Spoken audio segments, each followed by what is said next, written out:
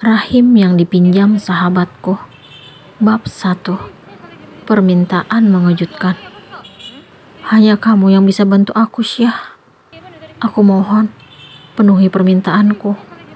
Siska yang sedang duduk di kursi roda memohon kepada Tasya, sahabatnya. Itu gak mungkin, sis. Tasya berusaha menolak permintaan Siska. Dia sangat bingung dan tidak pernah menyangka akan mendengar permintaan yang sangat berat dari Siska. Dia diminta melahirkan anak yang tidak mampu Siska berikan untuk Kenzo, suami yang sangat dicintai sahabatnya tersebut. Siska dinyatakan tidak akan memiliki kesempatan lagi untuk memperoleh keturunan oleh dokter yang memeriksa kesehatannya. Kini, wanita itu juga lumpuh dan duduk di kursi roda karena kecelakaan nahas yang menimpa dirinya dan orang tuanya beberapa bulan yang lalu. Dia merasa bahwa dunia telah mempermainkan hidupnya hingga dia harus melakukan sesuatu yang sangat menyakitkan. Aku mohon, Syah, setelah kamu melahirkan anak itu, kamu boleh pergi jika tidak ingin lagi melanjutkan hubungan dengan Mas Kenzo. Siska masih tetap berharap agar Tasya mampu memenuhi permintaannya. Itu gak mungkin, sis. Aku gak sanggup menjadi orang ketiga dalam hubungan kamu dan suamimu.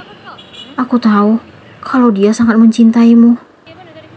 Aku tidak percaya kalau akhirnya menerima penolakan darimu. Padahal kita sudah berteman sangat lama. Kita sudah seperti keluarga. Aku sayang sama kamu, sis. Tapi aku gak mungkin memenuhi permintaan kamu kali ini. Untuk apa lagi aku hidup kalau sahabatku sendiri sudah tidak peduli padaku? Siska menangis di depan Tasya.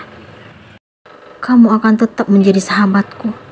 Dan lagi pun, kamu juga punya Mas Kenzo.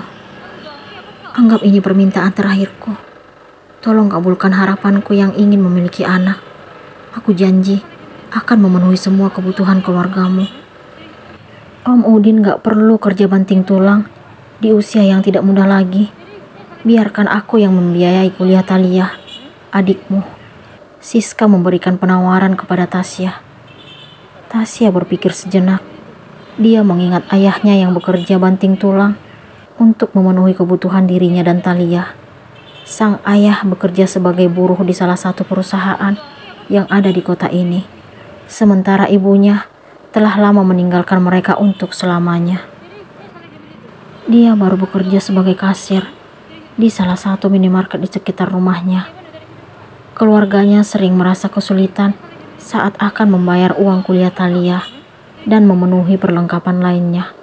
Sementara stamina Pak Udin sudah tidak seperti dulu lagi. Gimana, Syah?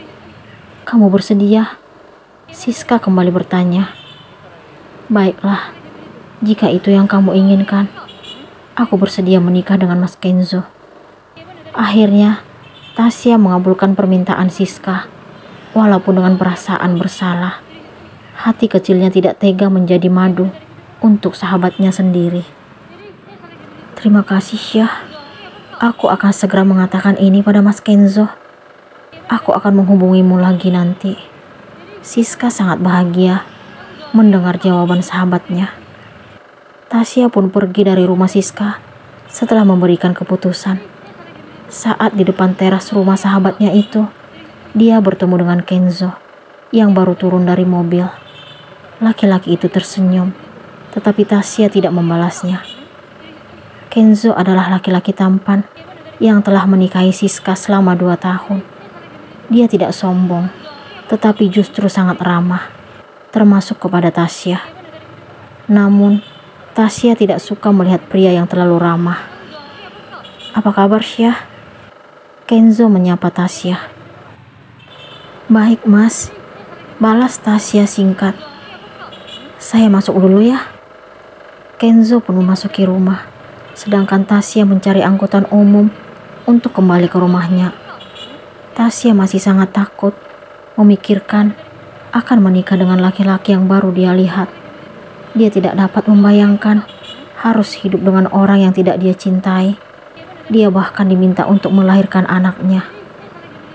Semoga pengorbanan yang aku lakukan ini dapat membantu ayah dan Thalia. Aku ingin membahagiakan mereka. Bagiku, kebahagiaan mereka adalah segalanya. Begitu batin Tasya, matanya berkaca-kaca. Pernikahan Kenzo dan Tasya akhirnya terlaksana juga. Acara tersebut hanya dihadiri keluarga. Tidak ada resepsi layaknya pengantin pada umumnya. Tasya meminta agar ikatan suci dirinya dan Kenzo berlangsung sederhana saja. Siska telah meminta asisten rumah tangga menyiapkan kamar untuk suami dan sahabatnya.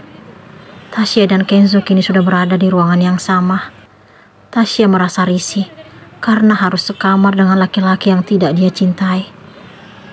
Kamu kok diam aja?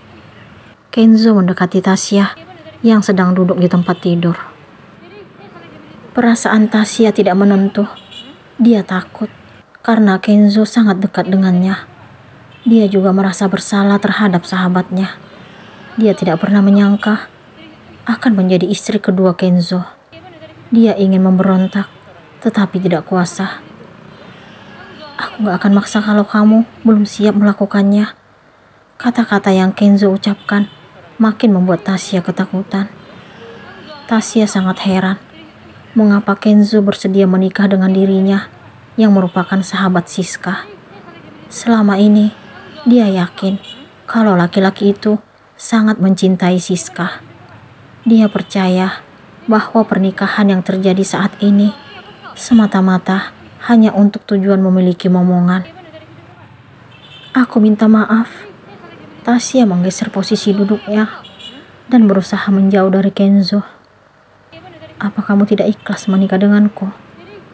Kenzo heran melihat sikap Tasya. Aku tidak pernah berharap menjadi istri dari suami sahabatku sendiri. Tapi aku harus melakukan ini. Tasya tidak dapat menahan tangisnya. Tapi Siska sangat percaya padamu. Dia yakin kalau kamu mampu menjadi istri yang terbaik untukku. Aku bersedia melakukan semua ini demi orang yang aku sayangi. Aku harus berusaha ikhlas menerima kenyataan pahit ini. Jadi, kamu merasa terpaksa menikah denganku? Padahal aku sangat bahagia karena kamu akan mewujudkan harapanku dan orang tuaku. Aku anak tunggal yang mengharapkan keturunan dan penerus dalam keluarga. Siska tidak dapat mewujudkan harapan itu. Selama ini, aku selalu berpikir kalau kamu sangat mencintai Siska dengan tulus. Tapi ternyata, aku ini anak laki-laki normal. Wajar ingin memiliki istri yang mampu memenuhi hakku. Aku juga tidak mau mengecewakan orang tuaku. Kenzo memberikan penjelasan kepada Tasya. Baiklah, jika itu yang kamu inginkan, aku akan mewujudkan harapanmu malam ini. Demi sahabat dan orang-orang yang kusayangi, lakukanlah sesuai dengan keinginanmu. Tasya pasrah dengan apa yang Kenzo lakukan. Hatinya menangis pilu karena harus menyerahkan sesuatu yang paling berharga dalam hidupnya kepada laki-laki yang tidak diharapkan sama sekali. Dia juga membayangkan bagaimana perasaan Siska saat ini. Akhirnya, dia pun berhasil memenuhi hak suami sahabatnya yang juga merupakan suaminya sendiri. Sementara Siska yang kini berada di kamarnya harus menitikkan air mata mengingat laki-laki yang dia cintai berada dalam pelukan wanita lain. Dia harus rela berbagi suami demi laki-laki yang dia cintai. Dia ingin mewujudkan harapan Kenzo dan orang tuanya yang ingin segera memiliki keturunan dan penerus dalam keluarga. Dia berpikir kalau Tasya dapat membantunya. Sebenarnya, dia tidak rela menyerahkan suaminya kepada wanita lain, walaupun sahabatnya sendiri. Dia berpikir bahwa setelah Tasya melahirkan anak untuk dirinya dan Kenzo, dia akan meminta istri kedua suaminya itu menjauh dari kehidupan rumah tangganya. Bagaimana kehidupan Siska ke depannya setelah menikahkan sahabatnya dengan suaminya?